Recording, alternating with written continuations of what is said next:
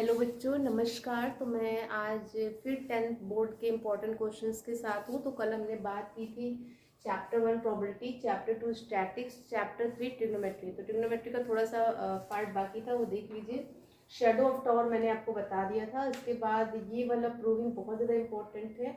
Under root 1 plus sine A upon 1 minus sine A is equal to sec A plus 10 ए।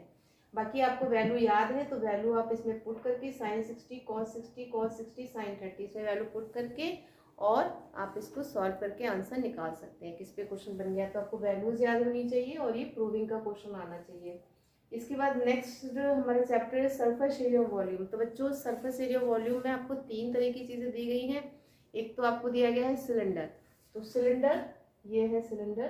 तो cylinder का CSA यानी ये part हमारा CSA होता है और इसका फॉर्मूला होता है 2πr/h। तो 2πr क्या है? सरकमफ्रेंस ऑफ सर्किल, और h इसके साथ ऐड हो जाता है। तो सरकमफ्रेंस ऑफ द सिलेंडर, वो CSA of the cylinder 2πr/h। और टोटल सरफेस एरिया, तो बच्चों 2πr/h plus πr² plus πr², ये दोनों को ऐड कर देंगे तो 2πr/h प्लस r। और वॉल्यूम ऑफ सिलेंडर, तो वॉल्यूम ऑफ सिलेंडर हमारा होता है πr²h, क्योंकि वॉल्यूम 3 डायमेंशनल फिगर है तो इसमें एरिया को हम हाइट से मल्टीप्लाई कर देते हैं। तो πr²h। इसके बाद हम बात करते हैं कोण की। तो कोण में बच्चों L² = h² प्लस r²। ये L है, ये r है, ये h है। CSA हमारा होता है πrl और वॉल्यूम हो जाता है 1/3 πr²h। Is that clear? तो इसमें एक मेल्टिंग वाले क्वेश्चंस आते हैं कि मान लीजिए कि एक मैंने सिलेंडर को मेल्ट कर दिया है। सिलेंडर को मेल्ट करने के बाद हमने छोटे छोटे 6 सिलेंडर बनाए हैं, तो कितने नंबर ऑफ सिलेंडर आपने बनाए हैं। तो मेल्टिंग वाली जहाँ भी क्वेश्चंस आएंगे वहाँ पे आप हमेशा वॉल्यूम निकालेंगे, हमेशा वॉल्यूम का यूज करेंगे। जहाँ पे मेल्ट करके सिलेंडर को मेल्ट करके कोन बना रहे हैं, कोन को मेल्ट करके सिलेंडर बना रहे हैं, तो हमेशा वॉल्यूम को करेंगे। और कितने, how many numbers of cone आप फाइंड कर रहे हैं, तो number of cone is equal to या number of cylinder is equal to total volume जो बड़ा वाला है अपॉन स्मॉलर वॉल्यूम, तो आपका नंबर आ जाएगा। तो मेल्टिंग वाले क्वेश्चन बच्चों जरूर आते हैं। इसके बाद नेक्स्ट चैप्टर आपका है, इसके बाद सरफेस एरिया भी निकल, जैसे इस टाइप का फिगर बना है तो इसका टोटल सरफेस एरिया बताइए। तो यहाँ पे इस फिगर में कोन बना हुआ है, कोन के बाद बना है आपको ये दिया हुआ है सेमी स्फीयर का, सेमी स्फीयर। तो आप वॉल्यूम यहाँ पे सरफेस एरिया निकालना है। तो surface area of cone plus surface area of sphere, तो हाफ स्फीयर है, सेमी स्फीयर है, तो इसका हो जाएगा 2πr² और ये CSA πrl। इसको ऐड कर देंगे तो सरफेस एरिया का पूछा जाएगा, तो सिंपल आपको ऐड करना है। इसके बाद नेक्स्ट टॉपिक है एरिया रिलेटेड टू सर्किल। तो एरिया रिलेटेड टू सर्किल बहुत इजी चैप्टर है, सिर्फ 2 फॉर्मूले पे हमारा चैप्टर कवर हो जाता है।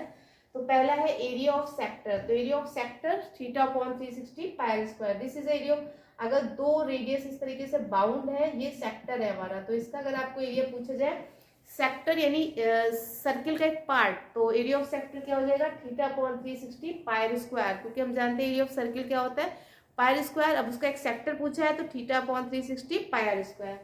लेंथ ऑफ द आर्क, अगर आर्क की लेंथ पूछा गया है तो θ/360 2πr, क्योंकि circumference of the circle total होता है 2πr, और यहाँ पे लेंथ ऑफ आर्क पूछा है θ/360 2πr। इसके बाद नेक्स्ट चैप्टर है हमारा कोऑर्डिनेट ज्योमेट्री। बहुत बहुत इंपॉर्टेंट चैप्टर, इसके बारे में हम पीछे बता चुके हैं, आप पीछे लिंक पे जाके वीडियो देख सकते हैं। इसमें इस टाइप के क्वेश्चन बच्चे जाते हैं, find the ratio the point 1641 divided by the x axis.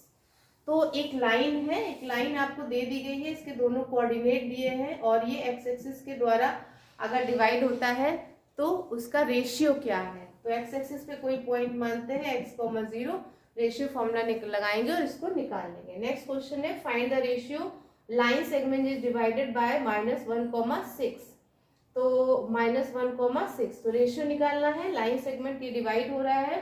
तो इसमें मान लीजिए मैंने A और B 2 पॉइंट दे रखे हैं, x1 y1 is given, x2 y2 is given, और ये बीच का पॉइंट मैंने xy भी दे रखा है, और आपको रेशियो निकालना है। तो K/1 लगा के आप रेशियो फॉर्मूला लगा के इसको निकाल सकते हैं। इसके बाद नेक्स्ट क्वेश्चन आता है find relation x and y, x y is equal distance from 3 6 -3, 4। यानी पॉइंट एक्स वाई है जो ए और बी से इक्वल डिस्टेंस है, यानी P A is equal to P B, यानी पॉइंट है पी जिसके कोऑर्डिनेट है x, y, और ये 2 पॉइंट और बी से इक्वल डिस्टेंस पर हो। ये मान लीजिए मैंने दिया है 4,6, ये मैंने दिया है 6,4।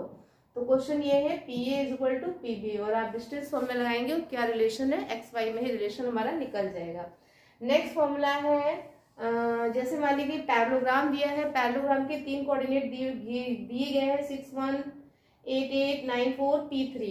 तो आपको चौथा कोऑर्डिनेट निकालना है। तो चौथा कोऑर्डिनेट निकालने के लिए हम क्या करेंगे, diagonal bisect mid point formula लगाएंगे, यहाँ से मिड पॉइंट फॉर्मूला, यहाँ से मिड पॉइंट फॉर्मूला, दोनों को इक्वल कर देंगे तो हमारा क्वेश्चन ये कंप्लीट हो जाएगा।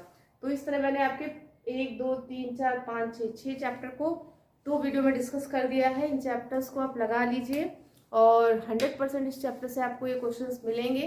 तो all the best for your board exam. तो आप बहुत अच्छा करें, बहुत बेहतर करें और आपका रिजल्ट 100% हो। Keep watching, bye, take care.